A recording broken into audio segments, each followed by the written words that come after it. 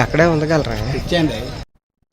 విజయనగరం జిల్లా గజపతి నగరం మండలంలోని సర్కిల్ కార్యాలయాన్ని శనివారం సాయంత్రం ఆకస్మికంగా తనిఖీ చేశారు. విశాఖ రేంజ్ డీఐజీ గోపీనాథ్ శెట్టి మాట్లాడుతూ గంజాయి జీరో సాగు కోసం ప్రణాళికలు రూపొందించామని తెలిపారు. గతంలో 1000 ఎకరాల్లో గంజాయి సాగు జరిగితే గత ఏడాది అది 93 ఎకరాలకు పరిమితమైందన్నారు. ఇప్పుడు జీవో సాగుకు దిశగా రైతులకు ప్రత్యామ్నాయ పంటల సాగుకు ప్రణాళికలు రూపొందించామని వివరించారు. ఈ కార్యక్రమంలో SP Vakul Jindal, బొబ్బిలిడి SP Bhavya Reddy, CI జిఏవి Ramana, ఎస్బీసీఐ లీలారాం, ఎస్ఐలు కిరణ్ కుమార్ నాయుడు, మహేష్, జయంతి, సీతారాం పాల్గొన్నారు.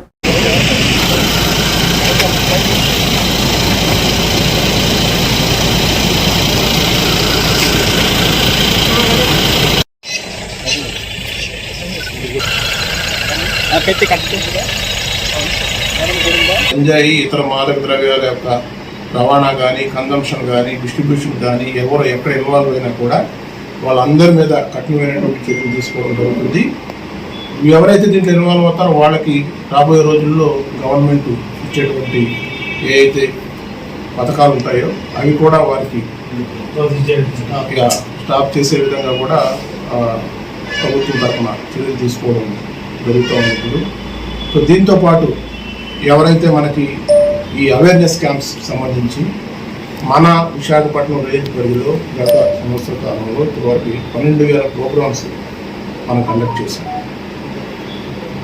విజయనగరం జిల్లా మొదటగా ముందు దాంట్లో మొదటి నుంచి కూడా ముందంజలో ఉండేది రాష్ట్రంలోనే.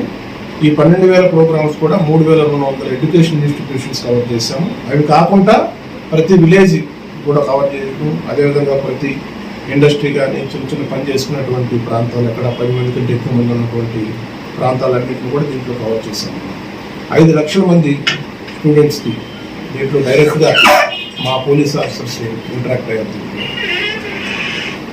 అది కాకుండా దాదాపుగా ఒక 12 లక్షల మంది యువత కానీ గ్రామస్తులతో డైరెక్ట్గా పోలీస్ ఆఫీసర్స్ ఇంటరాక్ట్ అయ్యి ఈ మాదక ద్రవ్యాల వల్ల జరిగేటువంటి నష్టాల గురించి కానీ, లేకపోతే వాళ్ళ పిల్లలు లేకపోతే ఊళ్ళలో ఎవరైనా దీని బారిన ఎవరైనా పడి ఉంటే వాళ్ళందరినీ కూడా ఐడెంటిఫై చేస్తే వాళ్ళని డీఅడిక్షన్ సెంటర్స్ పంపించి దాని నుంచి బయటకు తీసుకురావడానికి, దీనివల్ల జరిగేటువంటి అనర్థాలన్నింటినీ కూడా వాళ్ళందరూ కూడా ఎక్స్ప్లెయిన్ చేయాలి.